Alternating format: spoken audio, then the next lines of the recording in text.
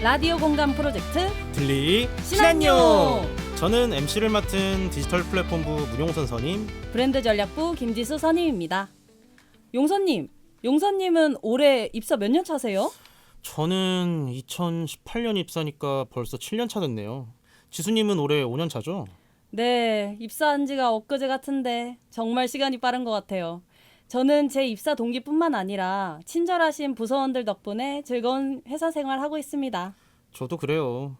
이전에 제가 근무했던 지점에서 일했던 시절도 그렇고 지금 제가 몸담고 있는 부서도 다들 친절하셔서 즐겁게 근무하고 있습니다. 네. 하지만 또 어느 곳에서는 부당한 짓이나 잘못된 언행을 당하면서 힘들어하시는 분들도 계실 것 같습니다. 그래서 오늘은 인사부 최영우 수석님을 모시고 직장 내 괴롭힘에 대해 이야기해 보려고 합니다. 인사부에서 시행하는 직장 내 괴롭힘 금지 제도는 정확히 무엇이고 우리가 꼭 알아둬야 할 내용은 뭔지 얘기 나눠보시죠.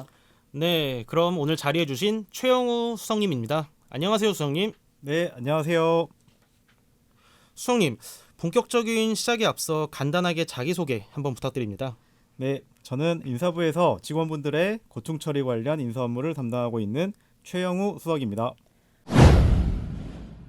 하루에 3분의 1 이상을 보내는 회사에서 괴롭힘과 같은 사건이 생기면 너무 힘들 것 같습니다. 수석님, 정확하게 직장 내 괴롭힘 금지 제도는 무엇인가요? 네, 직장 내 괴롭힘 금지 제도는 2019년 7월 근로기준법에 법제화된 제도입니다.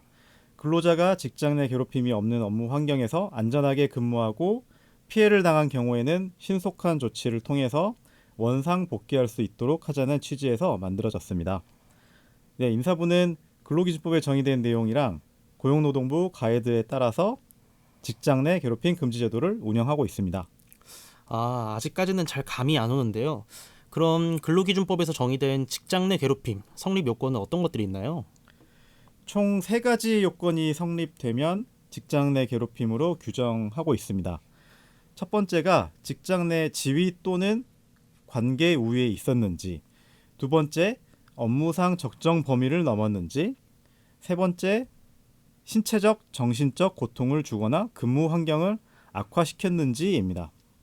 여기서 둘째 업무상 적정 범위라는 요건을 조금 더 풀어 설명드리자면 지위 또는 관계 우위에 있는 직원의 발언과 행동 등이 업무상 정당한 질책 또는 지시였는지라고 할 수 있습니다.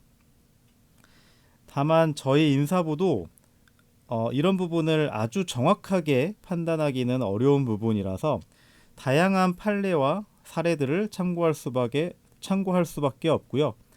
인사부의 판단이 100% 정확하다고만 할 수 없기 때문에 정확한 판단을 위해서 외부 노무법인, 그리고 법무법인 이런 외부 전문가분들께 판단을 구하고 있습니다.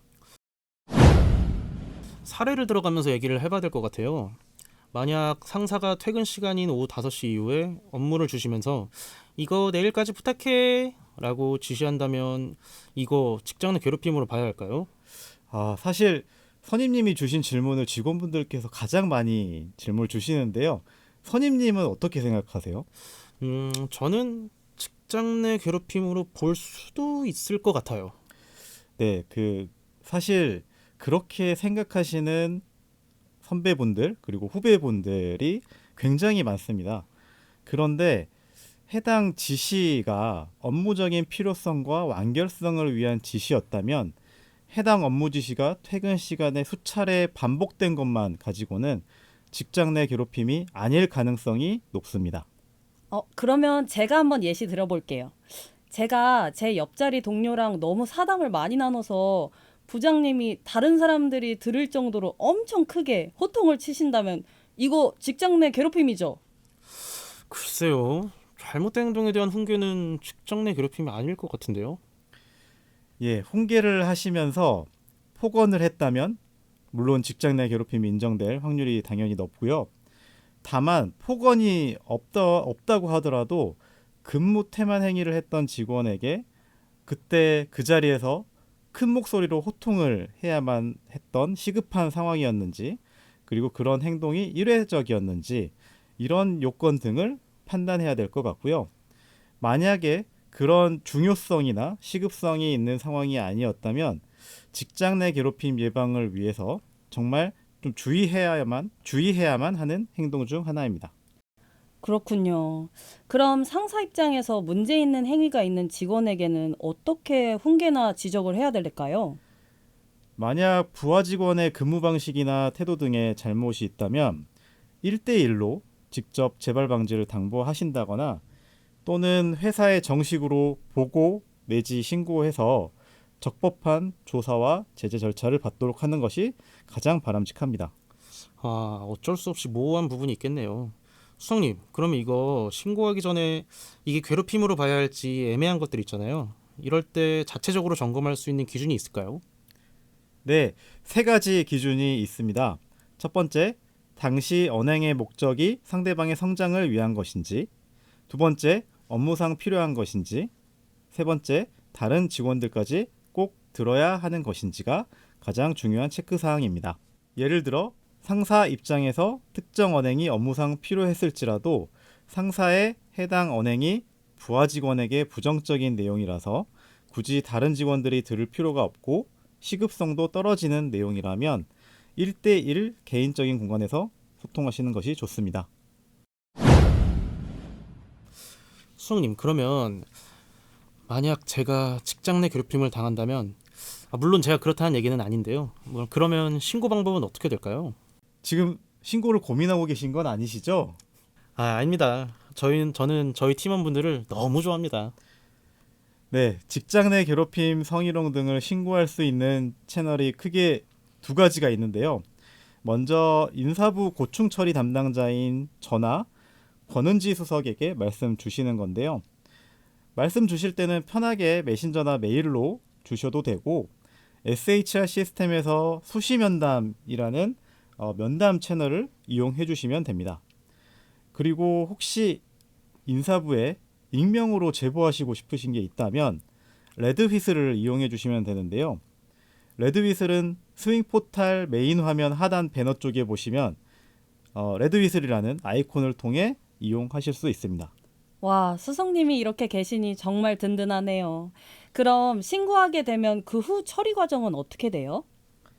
처리 과정은 크게 4단계로 구분할 수 있고 신고 접수, 신고 내용 기반으로 면담을 진행, 그리고 면담 내용에 대한 사실 확인을 위한 조사 진행, 마지막으로 조사 결과에 대한 적절한 인사 조치가 있습니다. 이 단계를 조금 더 풀어서 설명드리면 먼저 저희가 신고를 접수하게 되면 피해 직원을 통해서 신고 내용을 구체적으로 확인하게 됩니다. 신고 내용을 확인한 후에는 피해 직원이 정확히 무엇을 원하는지 의사를 확인하게 되는데요. 의사를 확인하는 단계에서는 피해 직원이 당사자 간 해결을 원하는지 정식 조사를 통한 인사 조치를 원하는지에 대해서 확인합니다. 당사자 간 해결을 원한다면 약식으로 조사 후에 당사자 간 해결하는 방향으로 진행하게 되고요. 정식 조사와 인사 조치를 원한다면 피해자 조사, 참고인 조사, 그리고 행위자 조사까지 진행해서 정확한 사실관계 확인을 하게 됩니다. 그리고 직장 내 괴롭힘 사실이 인정된다면 징계인사위원회에도 회부하게 됩니다. 이게 당사자뿐만 아니라 그 주변 직원들까지 다 조사를 받는 거네요. 네, 맞습니다. 그래서 조사를 받으시는 직원분들께서 반드시 유념해 주셔야 할 사항이 있는데요. 그건 바로 조사 내용에 대한 누설 금지입니다. 직장 내 괴롭힘을 조사하는 기관에는 해당 부점 직원분들이나 그리고 다른 부점 직원분들까지 많은 직원분들께서 조사에 임하시게 되는데요. 조사를 받으시면서 인지하게 된 내용을 누설하게 되면 근로기준법 위반 사항으로 해당 회사 또는 해당 직원이 과태료 500만 원의 처벌을 받을 수 있습니다. 다른 직원에게 누설하는 것은 무엇보다 피해를 주장하는 직원에게 2차 피해를 줄 수 있는 또 다른 가해 행위이기 때문에 함께 근무하는 동료를 위해서라도 꼭 보안을 지켜주셔야 합니다. 그런 일련의 과정이 끝나면 대상자들이 누구인지도 사내에 공개가 되나요? 공개라고 이제 말씀을 주셨는데요. 직장 내 괴롭힘 관련 내용을 직원분들께 공개하는 가장 중요한 목적은 재발 방지라고 할 수 있습니다. 행위자나 피해자의 실명을 공개하는 것은 사실 재발 방지를 위해서 꼭 필요한 조치가 아닐 뿐더러 2차 피해 우려까지 있기 때문에 저희는 절대 공개하지 않고 있습니다. 인사부에서 재발 방지를 위해서 정기적으로 징계 사실을 각 부점장님들께 공유드리고 있는 자료가 있는데요. 그 자료에도 직장 내 괴롭힘 행위자의 실명은 공개하지 않고 있고 징계 사례 자체에 대한 설명만 포함하고 있습니다. 네, 오늘 수석님 말씀을 들어보니까 괴롭힘 사례가 절대 일어나지 않기를 바라는데요.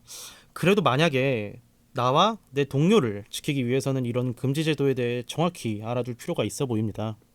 수석님, 마지막으로 오늘 꼭 하고 싶으신 말씀이 있으시다고요? 네, 맞습니다. 직장 내 괴롭힘 관련 주제로 이곳에 출연해서 어떤 내용을 말씀드려야 할지 많은 고민이 있었습니다. 직장 내 괴롭힘은 예방이 가장 중요한데요.